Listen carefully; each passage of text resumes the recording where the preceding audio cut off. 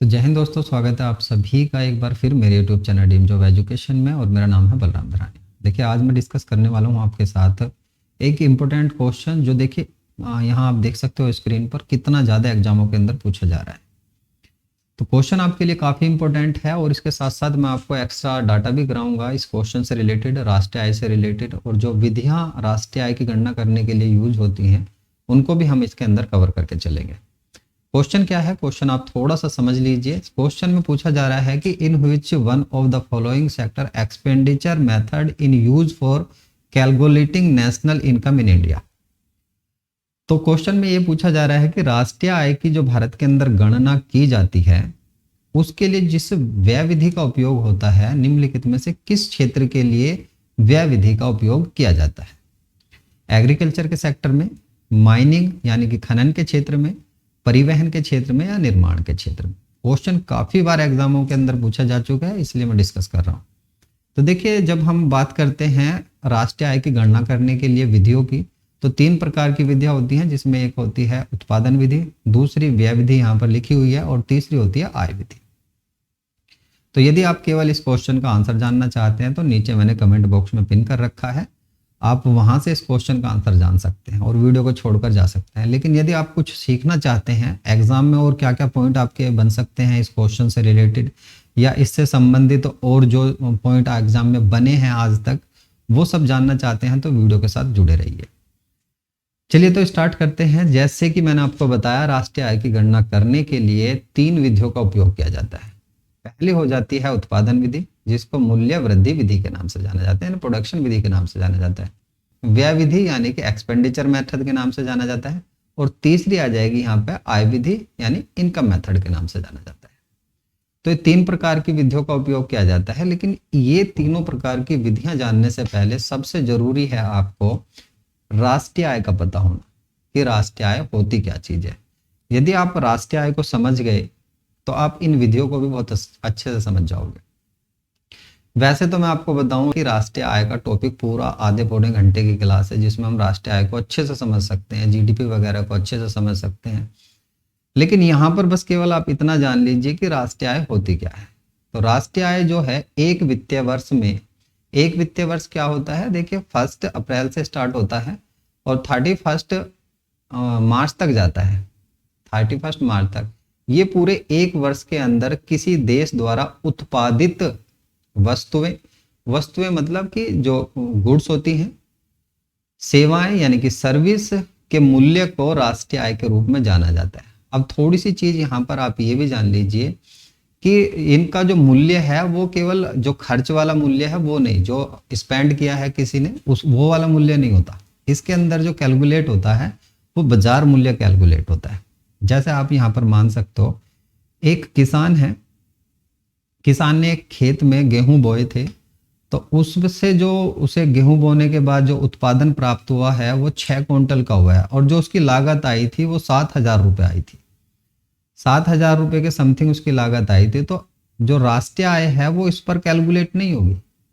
इस 6 क्विंटल गेहूं का बाजार मूल्य कितना है, तकरीबन 2,000 रुपये क्विंटल गेहूं है, तो बाजार मूल्य तकरीबन 12,000 हो जाएगा। तो राष्ट्रीय आय जो कैलकुलेट होगी इस 12,000 पर होगी, खर्च पर कैलकुलेट नहीं होती, जो बाजार मूल्य है उस पर कैलकुलेट होती है। और कितने दिन में होती है, जो टाइम पीरियड होता है तो वो होता है एक वर्ष का, 1 अप्रैल से लेकर 31 मार्च तक का। इसके लिए एक फार्मूला यूज किया जाता है, आप थोड़ा सा देख लीजिए। फार्मूला क्या है, सी यानी खपत, कंजप्शन में यदि हम कुल निवेश को जोड़ देंगे, कितना हमने निवेश किया है इनकम करने के लिए उसको जोड़ देंगे, उसके साथ साथ जी को जोड़ेंगे यानी सरकार द्वारा किया गया खर्च। और सरकार देखिए बहुत सारी चीजों पर खर्च करती है, जैसे योजनाएं निकालती हैं, नया इंफ्रास्ट्रक्चर होता है, मूल ढांचे खड़े होते हैं, जैसे रोड वगैरह बनाई जाती हैं, होटल बनाए जाते हैं, तो उन पर जो गवर्नमेंट का खर्च आता है उसको जोड़ देंगे।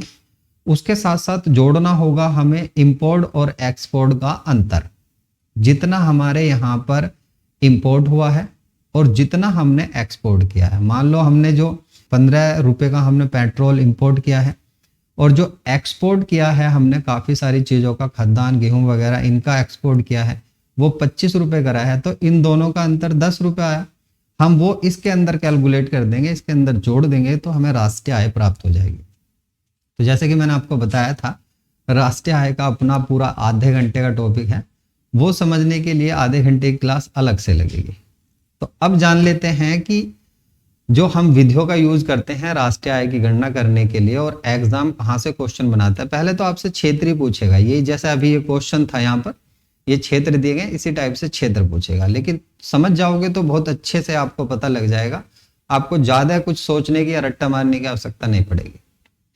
पहली है उत्पादन विधि। और उत्पादन क्या होगा, मैंने बताया कि एक वर्ष के अंदर, एक वित्तीय वर्ष के अंदर जितना भी उत्पादन होता है, और वो किस किस से हो सकता है उत्पादन, तो उत्पादन कृषि से हो सकता है, पशुपालन से, खनन से और वन से। इन सभी को हम रखते हैं प्राइमरी सेक्टर में। दरअसल अर्थशास्त्र जो है उसके अपने क्षेत्र बटे हुए हैं, पहला प्राइमरी सेक्टर आ जाएगा, दूसरा सेकेंडरी और तीसरा टर्सरी सेक्टर आ जाएगा। 3 सेक्टर में डिवाइड है। यदि हमें ये पहचान हो गई कि कौन सा सेक्टर कहाँ किस काम में आएगा, जैसे उत्पादन के लिए कौन सा सेक्टर है उसका पता लग गया, तो हम आराम से इन विधियों का भी पता लगा लेंगे कि कैसे हम राष्ट्रीय आय की गणना करने के लिए किस जगह पर कौन सी विधि को लगाएंगे। तो उत्पादन विधि जहां से भी हम उत्पादन करेंगे वो उसमें लगाएंगे, और कितने दिन में करेंगे, 1 वर्ष के अंदर। और इसके लिए जो टाइम पीरियड क्या होगा, हाँ टाइम पीरियड मैंने आपको बता ही दिया, 1 वर्ष। इसके लिए जो मूल्य निर्धारित होगा क्या होगा, वो बाजार मूल्य निर्धारित होगा। ऐसे नहीं कि जो हमने खर्च किया है उसी पर कैलकुलेट, बाजार में जो उत्पादन करने के बाद मूल्य निकल कर आएगा उस पर कैलकुलेट होगी राष्ट्रीय आय। व्यय विधि की बात करें तो जितना भी व्यय यानी कि खर्च, यदि हम खर्च को कैलकुलेट कर लें, पूरे भारत के अंदर जितने भी लोग खर्च करते हैं, भारत सरकार जितना खर्च करती है उसको कैलकुलेट कर लेंगे तो हमें राष्ट्रीय आय मिल जाएगी। और भारत सरकार देखिए 2 तरह पर खर्च करती है, एक तो निर्माण पर करती है, दूसरा करती है उपभोग पर। निर्माण भी 2 तरह का होता है, एक तो होता है इंफ्रास्ट्रक्चर यानी बिल्कुल नया मूल ढांचा बिल्कुल बनाना होगा तब होगा, और एक होगा विनिर्माण, जैसे वन से कोई लकड़ी आई और उससे कुर्सी मेज वगैरह बना दी गई, तो ये विनिर्माण कहलाएगा यानी कि मैन्युफैक्चरिंग कहलाएगा। और दूसरा इंफ्रास्ट्रक्चर, कोई रोड बनानी है बिल्कुल नए सिरे से, उस पर जो खर्च होगा। और उपभोग पर यानी किसी व्यक्ति ने 1000 रुपये कमाए और उसमें के 900 रुपये अपनी जरूरत की वस्तुओं पर खर्च कर दिए तो वो उसका खर्च कहलाएगा। तो खर्च विधि यही कहलाती है, यानी कि व्यय विधि। यदि पूरा व्यय जोड़ लेंगे तो हमें राष्ट्रीय आय कैलकुलेट कर सकते हैं। आय विधि की बात करें तो आय विधि सबसे ज्यादा वैसे इसी विधि का यूज किया जाता है, जितने भी भारत के अंदर रहने वाले लोग हैं या भारत सरकार है, जितनी भी उसकी इनकम है, और वो किसी भी सेक्टर से हो सकती है, यदि हम उसको कैलकुलेट कर लेंगे तो हमें राष्ट्रीय आय की गणना हो जाएगी।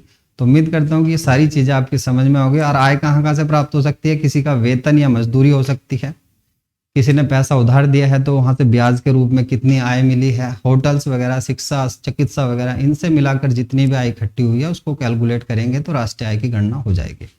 तो अब यहाँ पर जो क्वेश्चन था अब बहुत अच्छे से समझ जाओगे। व्यय, जब भी व्यय की बात आएगी तो किस में होगा, निर्माण में व्यय किया जाएगा, जो खर्च किया जाएगा। एक्सपेंडिचर जितना भी होगा, जो मेथड यूज होगा वो निर्माण में होगा। परिवहन की बात करें तो परिवहन जो है ये टर्सरी सेक्टर का यानी सेवा क्षेत्र का है, और सेवा क्षेत्र जो है ये आय का, आय विधि का आ जाता है।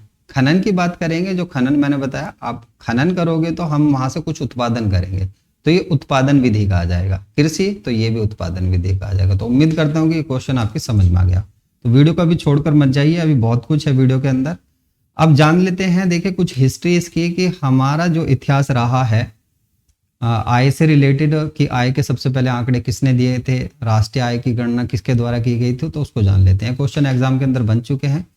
यहाँ सबसे सर्वप्रथम जो राष्ट्रीय आय की भारत के अंदर जो आंकलन किया गया था वो किया गया था दादा भाई नरौर और इन्होंने दिया था धन के पलायन का सिद्धांत के आधार पर। इन्होंने कहा था कि जो भारत की इस समय प्रति व्यक्ति आय है वो 20 रुपये है। टाइम पीरियड था 1867 ईस्वी का। 1867 में एक व्यक्ति की जो आय थी वो 20 रुपये थी। ये दादा भाई नरौर ने सबसे पहले बताया था। और बुक कौन सी यूज की थी इन्होंने, the book poverty and un British rule in India. Important book है, कई बार ऐसे ही सीधे एग्जाम में पूछ ली जाती है। वैज्ञानिक आधार की बात करते तो वैज्ञानिक आधार पर सर्वप्रथम जो किया गया था 1931 ईस्वी में किया गया था। ये VKRV राव जी थे।